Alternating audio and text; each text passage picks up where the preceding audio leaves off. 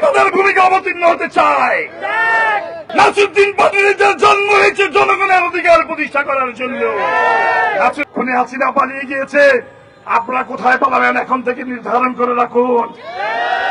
নাসিরউদ্দিন পাটোয়ারি কিন্তু প্রতি জুম্মার দিনে বিভিন্ন মসজিদে গিয়ে জনগণের সাথে কুশল বিনিময় করেছেন, জনগণের অধিকার নিয়ে কথা বলছেন, জনগণের মৌলিক অধিকার নিয়ে কথা বলছেন, মানবাধিকার নিয়ে কথা বলছেন। আজকে বিএনপি এই নাসিরউদ্দিন পাটোয়ারি জনপ্রিয়তায় সন্নিহিত হয়ে কিন্তু এই হামলা করেছে। এই হামলার তীব্র নিন্দা এবং প্রতিবাদ জানায়।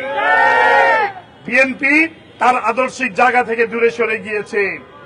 বিএনপি আবার ফ্যাসিবাদের ভূমিকা অবতীর্ণ হতে চায়। আপনারা কাকে ভয় দেখান? আজকে লক্ষ লক্ষ নাসিরউদ্দিন পাটোয়ারি এই বাংলাদেশের মাটিতে জন্মগ্রহণ করেছে। এক নাসিরউদ্দিন পাটোয়ারির উপরে হামলা করে কোনো লাভ নেই। আজকে ঘরে ঘরে নাসিরউদ্দিন পাটোয়ারি জন্ম হয়েছে। নাসিরউদ্দিন পাটোয়ারির জন্ম হয়েছে জনগণের অধিকার প্রতিষ্ঠা করার জন্য। নাসিরউদ্দিন পাটোয়ারির উপরে হামলা করে জনগণের থেকে বিচ্ছিন্ন করতে পারবেন না। নাসিরউদ্দিন পাটোয়ারির উপর রক্তাক্ত করা হয়েছে।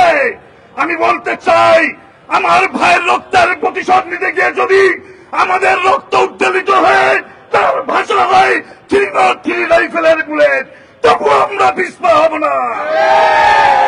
রাজপথে নেমে এসেছি ঘরে ফিরে যাওয়ার জন্য নয়।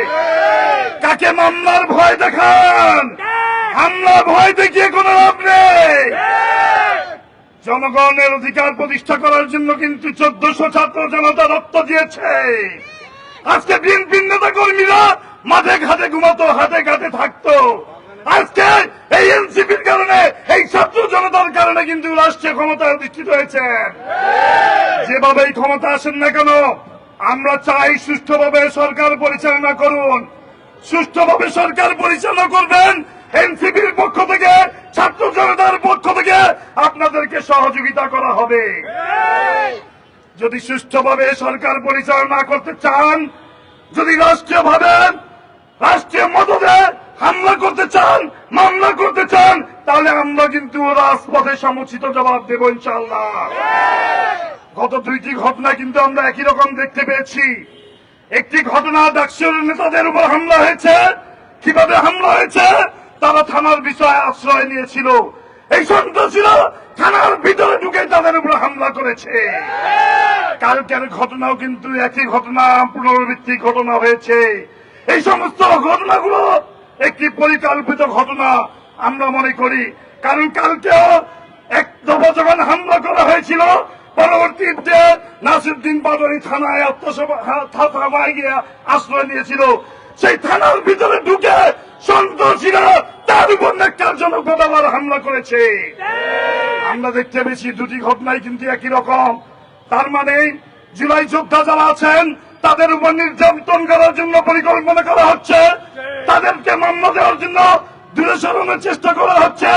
এই ছাত্র জনতা কিন্তু আপনাদেরকে এখনো বলি, সঠিকভাবে দেশ পরিচালনা করুন, আপনাদেরকে পূর্ণ সহযোগিতা করা হবে। যদি দেশ পরিচালনা সঠিকভাবে না করেন, হামলা করেন, মামলা করেন, নির্যাতন করেন, তাহলে জনগণকে সাথে নিয়ে কিন্তু আবার সেই জুলাইয়ে আমরা রাজপথে নেমেছে তার তীব্র প্রতিবাদ জানাবো। খুনি হাসিনা পালিয়ে গিয়েছে, আপনারা কোথায় পালাবেন এখন থেকে নির্ধারণ করে রাখুন।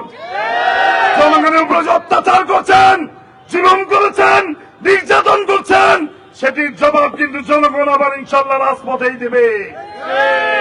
প্রস্তুত থাকুন। শেখ হাসিনা তো 17 বছর রাষ্ট্র পরিচালনা করেছে, যেভাবেই করুক। আপনারা 17 মাস রাষ্ট্র পরিচালনা করতে পারবেন কিনা সেটা সন্দেহ দেখা দিয়েছে। জনমনে আতঙ্ক দেখা দিয়েছে।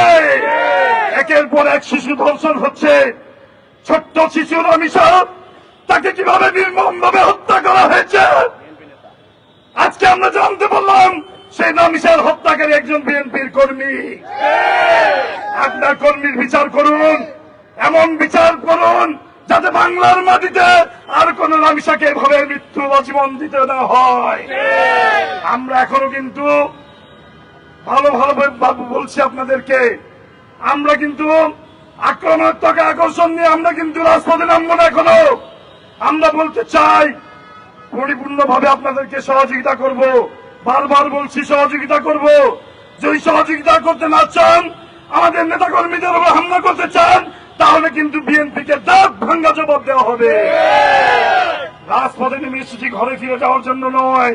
মৃত্যুর ভয় আমাদেরকে দেখাবেন না, এই জুলাই যোদ্ধাদেরকে মৃত্যুর ভয় দেখাবেন না। এই মৃত্যুকে আলিঙ্গন করেই জুলাই যোদ্ধারা রাজপথে নেমে এসেছিল।